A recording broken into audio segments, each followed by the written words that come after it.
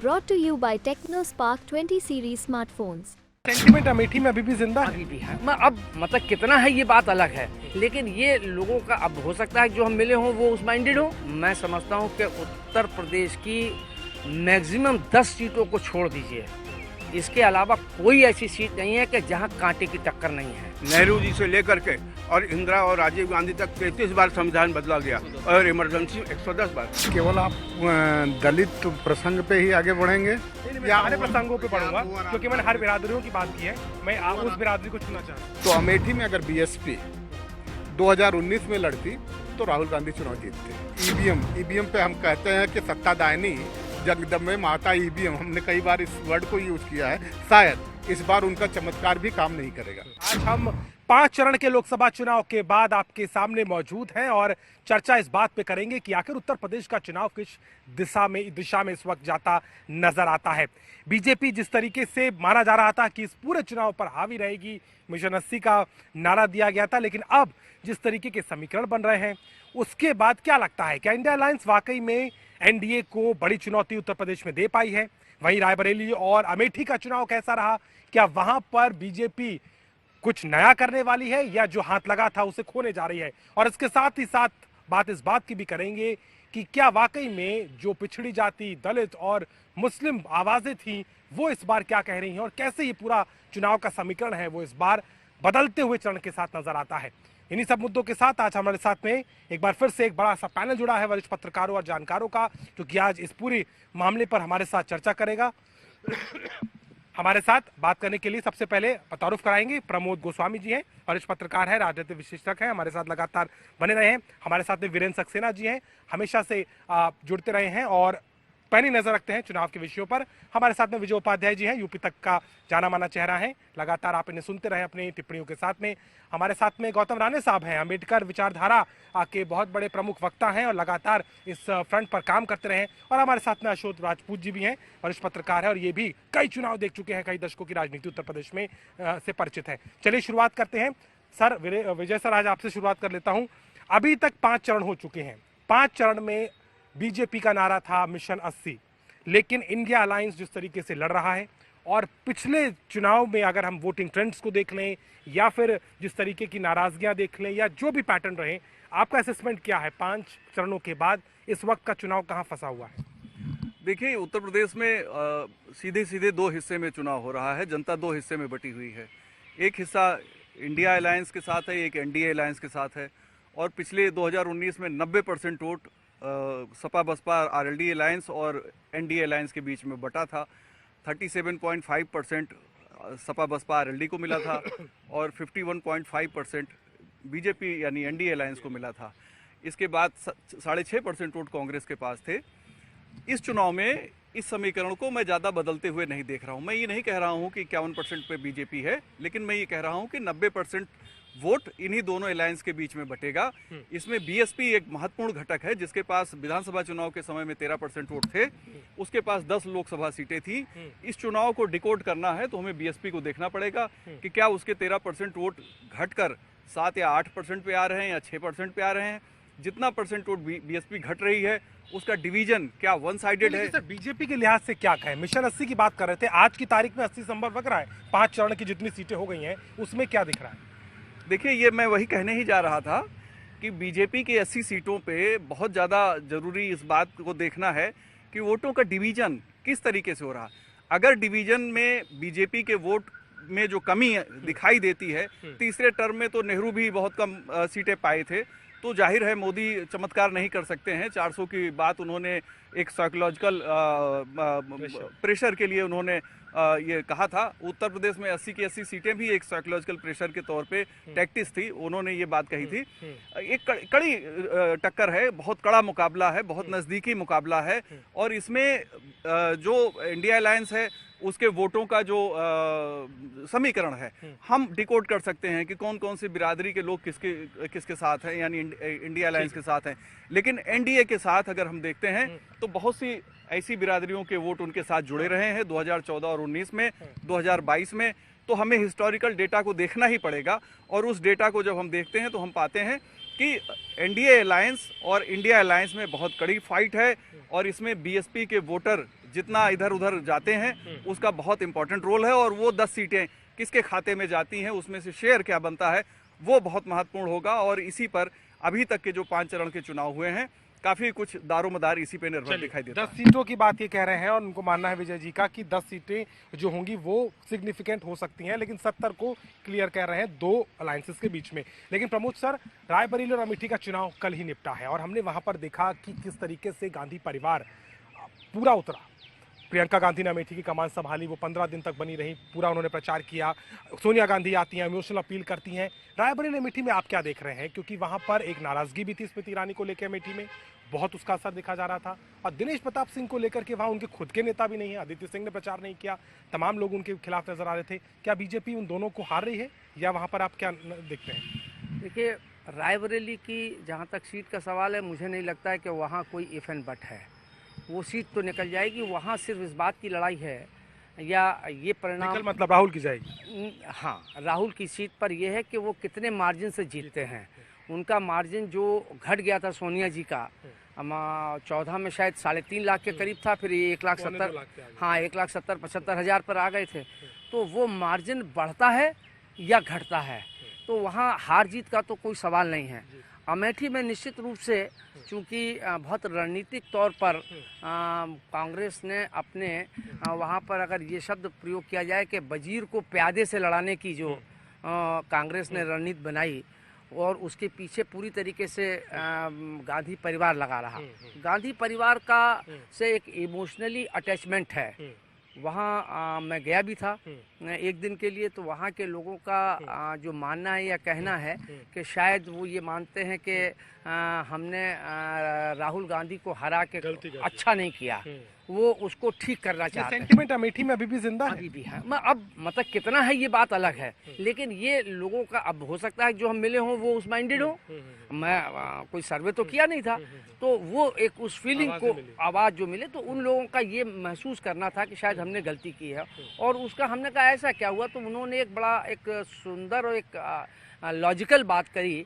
उन्होंने कहा कि जब हम अमेठी और रायबरेली की से जब गांधी परिवार रहता था, तो चाहे वो प्रधानमंत्री हो या न प्रधानमंत्री हो, लेकिन वहाँ हमारे लिए उनके प्रधानमंत्री रहने के बावजूद उनके आवास पर हमारे लिए आवागमन सुगम था। अगर वहाँ किसी से जाकर सिक्योरिटी वाला न रोकता था न टोकता था, वहाँ खाली ये बताना पड़ता था कि हम अमेठी से हैं या रायबरेली से हैं, तो उसको बहुत आदर से जन सुनवाई थी, जनता का जुड़ाव था, दरवाजे खुले रहते थे। ये बात उनको शायद स्मृति ईरानी जी से नहीं मिल पाई, और स्वाभाविक भी है। वो एक लंबे समय से वहाँ जुड़े रहे और गांधी परिवार का जुड़ाव रहा, तो वो एकदम लेकिन सर, ये 2 ही सीटों का मामला आप नजर खा रहे हैं, देख रहे हैं, या आपको लगता है कि और भी सीटें, क्योंकि कौशाम्बी और बाराबंकी में भी कहा जा रहा है कि लड़ाई ठीक ठाक? देखिए, मैं समझता हूँ कि उत्तर प्रदेश की मैक्सिमम 10 सीटों को छोड़ दीजिए, इसके अलावा कोई ऐसी सीट नहीं है कि जहां कांटे की टक्कर नहीं है। वहां ये कहना कि यहां एनडीए निकाल लेगी, ये भी मतलब मैं उसको मतलब 10 आप सुरक्षित मानते हैं? हाँ। जो शायद बीजेपी ले लेगी? नहीं, बीजेपी ले लेगी। अब जैसे मैनपुरी ले लीजिए, अब जैसे लखनऊ ले लीजिए, लखनऊ ले लीजिए, तो या मोदी जी की ले लीजिए।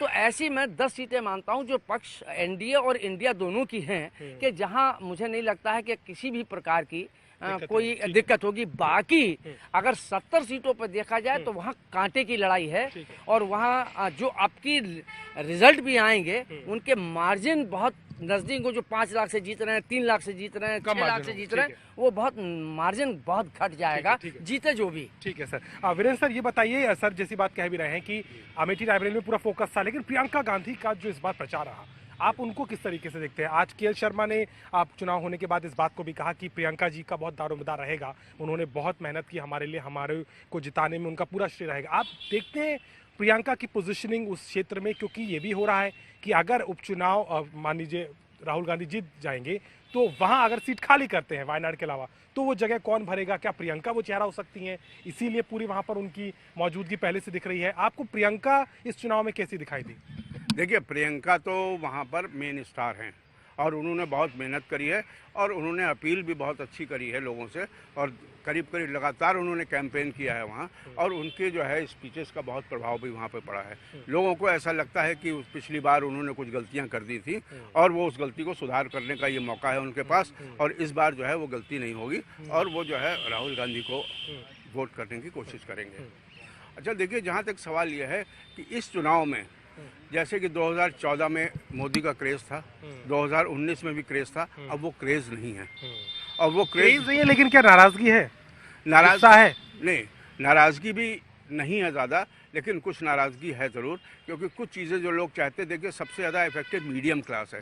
मीडियम क्लास कहता है कि हमको जो है वो सुविधाएं नहीं मिल रही हैं, गरीबों को जो भी दे रहे हो, राशन दे रहे हो, फलाने दे रहे हो, उज्ज्वला दे रहे हैं, मकान दे रहे हैं, आयुष्मान फलाना कर रहे हैं, लेकिन मीडियम क्लास के लिए क्या सुविधाएं मिली हैं? कहा तो ये भी जा रहा है कि विकसित भारत में 80 करोड़ लोगों को राशन देना, दे रहे हैं। क्या वो विकास का पैमाना है? नहीं, 80 करोड़ लोगों को दे रहे हैं जो गरीबी रेखा के नीचे हैं, लेकिन मीडियम क्लास को क्या दे रहे हैं ये बताएं। उन्होंने एक रेलवे में कंसेशन मिलता था वो बंद कर दिया, कितनी चीज़ें सुविधाएं थी वो बंद कर दी, तो ना इनकम टैक्स में कोई छूट दिया इन्होंने। तो मीडियम क्लास जो है बहुत खुश तो नहीं है, लेकिन वो जहाँ ये सवाल आता है कि देश और देशभक्ति का और इसका उनको लगता है, राष्ट्रवाद का आता है, लगता है कि मोदी जो है कुछ ऐसे काम कर रहे हैं जिससे देश को बड़ी प्रगति, उन्नति और प्रसिद्धि मिली है, प्रतिष्ठा मिली है, इसलिए जो है हम उनको वोट दे रहे हैं। चलिए, हाँ, मैं एक चीज़ जरूर कहना, जो तुमने एक सवाल किया कि 80 करोड़ लोगों को राशन दे रहे हैं, तो ये अपने आप में एक बड़ा कंट्राडिक्टरी है। मतलब कि गरीबी रेखा से नीचे उठा लिया और अगर वो नीचे उठ गए हैं तो 80 करोड़ क्यों हैं? मतलब एक अपने आप में कंट्राडिक्टरी है। इसके मतलब ये है कि अभी भी इस देश की गरीबी एक बड़ी समस्या है। 80 ये खुद सरकार मानती है कि हम उनको, चूंकि वो बहुत गरीब हैं, इसलिए हम उनको खाद्यान्न दे रहे हैं, खाने पीने की चीजें दे रहे हैं, और 35 करोड़ कह रहे हैं कि हमने गरीबी रेखा से ऊपर उठा लिए। तो ये मतलब इसके मतलब जो है कि लगभग 100 करोड़ से ज्यादा लोग इस देश में गरीब रहे, तो बाकी इसके मतलब 10-20 करोड़ रुपए खाली है। तो ये अपने आप में राजनीतिक छल और कपट है। बिल्कुल, बहुत बड़ा पॉइंट यहाँ पर बोला गया है। लेकिन सर, आप पे भी आऊंगा, लेकिन अशोक सर एक बात बता दीजिए, इस पूरे चुनाव में हम देख रहे हैं खास तौर पर जो था पिछड़ा वोट को काफी सिग्निफिकेंट माना जा रहा था, लेकिन उसमें डेंटिंग हो रही है। कुर्मी जो बिरादरी है वो कहीं ना कहीं डिसाइसिव हो रही है कई क्षेत्रों में। अच्छा, यादव में जो माना जाता था कि जो बीजेपी के साथ चले गए थे वो वापस आ रहे हैं। मुस्लिम वोट बैंक, मुस्लिम इस बार साइलेंट है। हिंदू मुस्लिम चुनाव के तरफ जा तो रहा था, लेकिन कुछ इफेक्ट उसका नहीं दिख रहा। आपको क्या लगता है, क्या ये चुनाव वाकई में बहुत मुश्किल हो गया है सरकार के लिए भी, और क्या विपक्ष सक्सेसफुल हो पाया इसको कम्युनल लाइंस पर ना लाने के लिए? देखिए, ये चुनाव तो चुनाव की तरह, जैसे आम चुनाव उसी तरह से हुआ है, कोई हाइपर भी नहीं हुआ है चुनाव।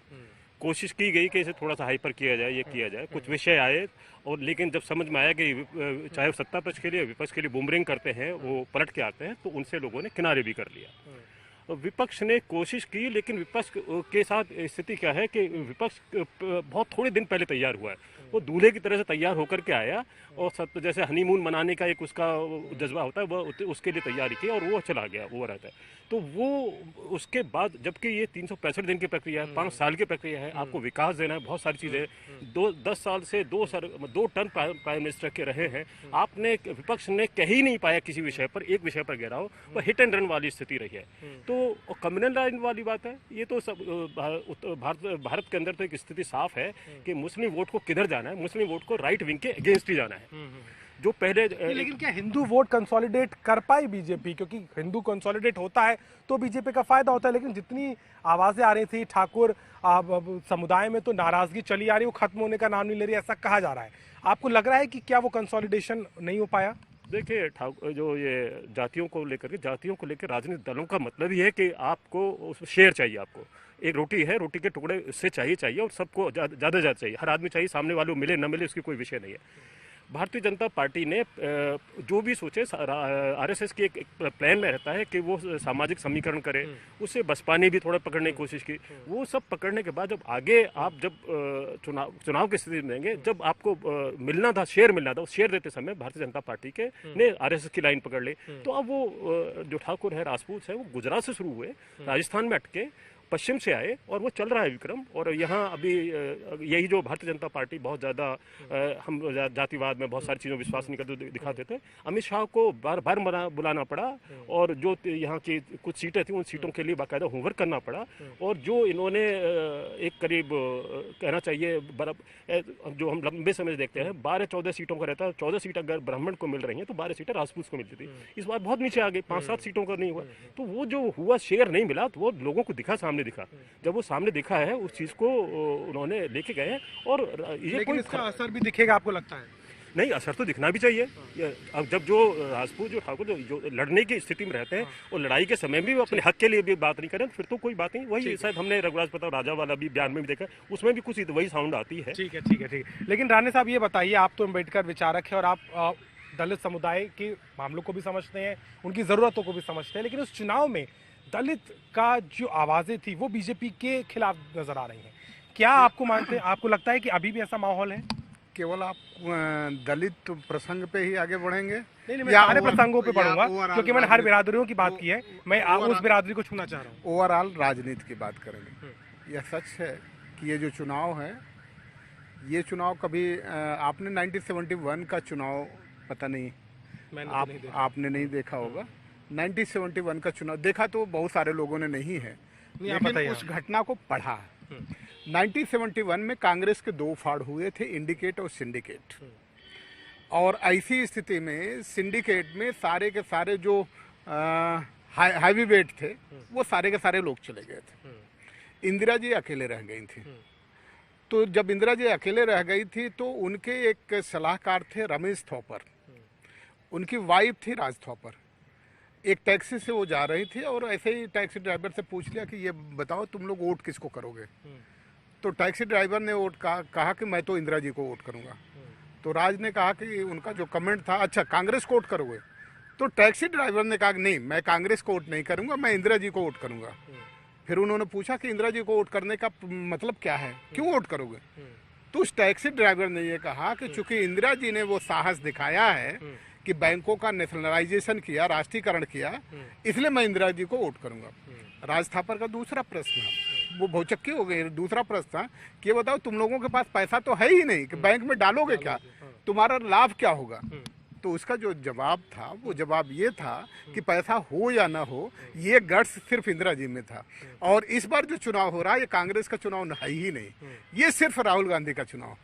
और राहुल गांधी ने पहली बार उन मुद्दों को एड्रेस किया है जिन मुद्दों का आप अभी कह रहे थे, शेड्यूल कास्ट के लोग एड्रेस कर रहे थे, बैकवर्ड के लोग एड्रेस कर रहे थे, ओबीसी के एमबीसी के लोग एड्रेस कर रहे थे, माइनॉरिटी के लोग एड्रेस कर रहे थे। पहली मर्तबा उस व्यक्ति ने ये एड्रेस किया है और ऐसी स्थिति में इसका लाभ बड़े पैमाने पे उस व्यक्ति को मिलता नजर आ रहा है। परिणाम जब आएगा 4 जून को तो आप देख करके मेरे ख्याल से उस परिणाम से आश्चर्यचकित होंगे कि ये हो क्या रहा लगता है कि महंगाई, बेरोजगारी, जातिगत जनगणना, सामाजिक न्याय की जो बात इन्होंने की वो एक्चुअली में डेंट कर रही है? क्या वोटर मान रहा है कि ये मुद्दे उसके प्राथमिक मुद्दे हैं, इसका असर है? ये डेंट नहीं कर रही, ये अपील कर रही है। डेंट करना निगेटिव, बीजेपी को डेंट कर रहा है, बीजेपी के वोट को। मैं डेंट की बात ही नहीं करता, मैं सिर्फ ये बात करता हूँ कि अपील किसको कर रहा। तो इस समुदाय को अपील कर रहा, उसको ये लग रहा है कि मैं हिंदू बनकर के गौरवान्वित कैसे महसूस कर सकता हूँ जब मेरी पैंट पीछे से फटी है, सब कुछ दिख ही रहा है। तो ऐसी स्थिति में जब पीछे से सब कुछ दिख रहा है, उसकी इज्जत खुली है, तो आगे से हिंदू रह करके गौरवान्वित होने का उसको मौका ही नहीं है। तो ऐसी स्थिति में आज भी आप चले जाइए तो मार्केट में चले जाइए, कोई ऐसी सब्जी आपको नहीं मिलेगी जो 50 रुपए से कम की हो। तो ये परिणाम जो आने जा रहा है, निश्चित तौर पे ये परिणाम आपको ये लगेगा कि बड़ा क्रांतिकारी परिणाम है। और ये भी मुझे जो लगता है कि शायद पहली मर्तबा ऐसा होने जा रहा है, शायद ईवीएम पे हम कहते हैं कि सत्तादायनी जगदम्बे माता ईवीएम, हमने कई बार इस वर्ड को यूज किया है, शायद इस बार उनका चमत्कार भी काम नहीं करेगा। तो लेकिन मायावती पे कुछ कहेंगे? आपको लग रहा है कि वो वहीं थी जहां है, वो हटा भी दिया आकाश आनंद को, उनके तो वोटर, एक वीडियो भी वायरल हो रहा है, अमेठी का, कह रहे हैं कि आपने तो हमें बीच में छोड़ दिया। क्या लग रहा है? देखिए, पर्टिकुलर अगर अमेठी की बात कर रहे हैं तो अमेठी में अगर बीएसपी 2019 में लड़ती तो राहुल गांधी चुनाव जीतते। इस बार अमेठी में अगर बीएसपी लड़ रही है तो उसका बहुत बड़ा लाभ एक जो प्यादा चलते चलते आज वजीर हो गया है। आप जानते हैं कि चेस के गेम में प्यादा जब चलते चलते आखिरी खाने पे पहुंच जाता है तो वजीर हो गया। जो वजीर हो गया है उस वजीर को बहुत बड़ा लाभ हो रहा है। बीएसपी अगर वहाँ नहीं लड़ती तो उसका फायदा स्मृति ईरानी को बड़े पैमाने पे मिलता। हाँ, ये सच है कि मेरे ख्याल से बीएसपी का शायद आखिरी चुनाव होगा। 5% से ज़्यादा वोट बीएसपी के खाते में नहीं जा रहा है। शेड्यूल कास्ट खास तौर से जो बीएसपी का वोकल वोटर था, आजकल वो गठबंधन के साथ चाहे साइलेंट ही हो, उसने पूरा काम किया है। और आप ये देखिएगा जिन लोगों को ये लगता था कि लखनऊ की एक ऐसी सीट है जिसको हलवा सीट माना जाता था और ये कहा जाता था कि राजनाथ सिंह 5 लाख वोटों से जीतेंगे, सीट इतनी बुरी तरीके से फंसी है, अगर हाँ, बुरी तरीके से फंसी है। अगर 50,000 से जीत जाए तो आप उसको ताजुब मत मानिए। चलिए, बड़े बड़े दावे हैं और आज की चर्चा में बड़ा मजा भी आ रहा है, क्योंकि हमें लगता है कि हर एक पक्ष को हम छू रहे हैं, लेकिन समय ज्यादा नहीं, आखिरी कमेंट ले लेंगे। आप प्रमोद सर, आपको लगता है कि जिस तरीके से हम बात कर रहे हैं, अब आगे 2 बचे हुए हैं, अब आगे क्या इसी पैटर्न पर चुनाव जाएगा? अभी भी कुछ नहीं कहा जा सकता, बहुत नेक टू नेक रहेगा। पूर्वांचल, वहां पर इतना आसान नहीं होगा। भले ही प्रधानमंत्री बनारस से आते हो, लेकिन जौनपुर तक को नहीं संभाल पाए पिछली बार। आपको लगता है कि ये और टफ होने वाला है बीजेपी और इंडिया अलायंस दोनों के लिहाज से? नहीं, और टफ की कोई बात नहीं है। मुझे लगता है कि पूरा चुनाव ही टफ रहा है। आप पश्चिम से अगर चलें और उसके बाद मध्य में आ जाएं, बुंदेलखंड में आ जाएं, अवध में आ जाएं, मतलब और देखिए, एक खाली एक मतलब बटोई का एक खाली चावल देख के अंदाज लगा लिया जाता है। हम पत्रकारों का कोई सब जगह तो कोई सर्वे करते नहीं है। आप देखिए जिस ढंग से मत प्रतिशत घट रहा है, जिस ढंग से युवा जो कूदा फांदी करता था, जो निकलता था और जो खुद वोट देता था और 2 वोट साथ लाता था, वो क्यों साइलेंट है? कहीं बेरोजगारी, गरीबी, दलित क्यों? मतलब ये आंधी और आगे तूफानी बनने वाली है। तूफान बने न बने, लेकिन आंधी तो चली रही है।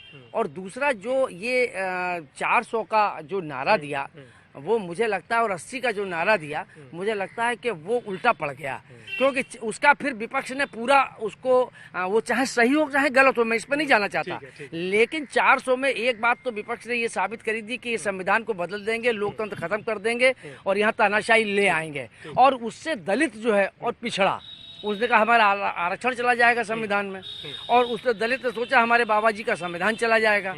तो ये पूरी तरीके से अगर आप देखें तो मतलब मंडल जो है वो 14 के बाद से जो 19 तक मंडल इनके साथ आ गया था, वो अब यहाँ कमंडल घट गया। मंदिर का मुद्दा काम नहीं किया, कमंडल हाशिए पे आ गया और मंडल जो है उसमें डेंट लग गया। ठीक है, तो निश्चित रूप से ये बड़ा कांटे का, इसमें क्या परिणाम होंगे राणा हमारे जो कह रहे हैं, तो आप देख लीजिए अगर इनकी बात सही है, क्योंकि ये उसके चिंतक भी हैं गौतम राणा साहब, और ये दलितों की बड़ी डेप्थ की जानकारी रखते हैं। अगर ये बात सही है तो परिणाम जो है वो उल्टे नहीं आश्चर्यचकित होंगे। चलिए, आश्चर्यचकित करेंगे। लेकिन वीरेंद्र सर, आपको क्या लगता है, इंडिया अलायंस और मजबूती के साथ लड़ रहा है या केवल ये नैरेटिव ही है? वाकई में जमीन पर क्या इंडिया अलायंस चुनौती दे पा रहा है और पूर्वांचल में तो अब और फाइट टफ आपको लग रही है? नहीं, चुनाव में इंडिया अलायंस लड़ रहा है और मजबूती से लड़ रहा है, ऐसे कोई दोहराय नहीं है। लेकिन मैं प्रमोद सर की कुछ बात का जवाब देना चाहता हूँ। इन्होंने कहा, जैसे सभी लोग कह रहे हैं गरीबी बहुत है, महंगाई बहुत है, तो ये बताएं कि गरीबी किस टाइम नहीं थी और महंगाई किस टाइम नहीं थी। इंदिरा जी ने सिर्फ इसी पर चुनाव लड़ा कि गरीबी हटाओ। लोग कहते हैं कि मैं कहती हूँ गरीबी हटाओ और लोग कहते हैं मुझको हटाओ, तो तब गरीबी हटाई नहीं। मनमोहन सिंह ने कहा मैं 100 दिन में वोट तो पा गई ना। हाँ, मनमोहन सिंह ने कहा मैं 100 दिन में महंगाई खत्म कर दूंगा। खत्म हो गई क्या? तो अगर आप सर्वे करें तो 90% देशों में जो है जितनी महंगाई है उससे कम जो है भारत देश में है। और जहाँ तक बेरोजगारी का सवाल है तो मोदी जी जो हैं 2014 में आए हैं और 2014 से जो बच्चे पैदा हुए वो अभी तक एडल्ट नहीं हुए, कोई बेरोजगार नहीं हुआ। ये जो बेरोजगारी है ये कांग्रेस ने दी है, उसी को जो है उसी को ढो रही है। 2 करोड़ का दावा होता है लेकिन 20 लाख भी रोजगार नहीं मिलता, तो सवाल तो होगा ना। नहीं, अब ये तो उनके आंकड़े हैं जो बनाते हैं लोग। बीजेपी ने मैनिफेस्टो में ऐसा तो है कि जो लोगों को रोजगार मिला है, ऐसा नहीं कि रोजगार नहीं मिला है लोगों को। अब जो प्राइवेट सेक्टर में रोजगार मिला उसको नहीं काउंट करते। अब अगर हाईवे हाईवे बन रहा है, उस पर सैकड़ों मजदूर लगे हुए हैं, क्या वो रोजगार नहीं है? लेकिन उसको नहीं रोजगार करते। इस तरह की बातें हैं। लेकिन ये कहना कि ऐसा कुछ हुआ नहीं है, बहुत कुछ हुआ है।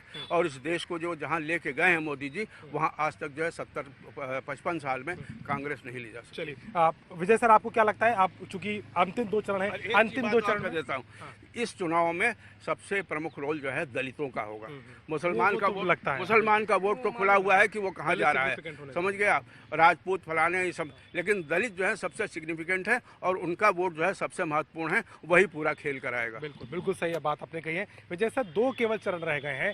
प्रधानमंत्री की भी साख है, मुख्यमंत्री का गोरखपुर का गढ़ होगा, लेकिन उसमें आजमगढ़ भी आता है, उसमें मऊ भी आता है, उसमें बलिया भी आता है, उसमें वो सीटें भी आएंगी जहाँ समाजवादी पार्टी बहुत अच्छा करती रही है और इस चुनाव में तो अब अलायंस में है।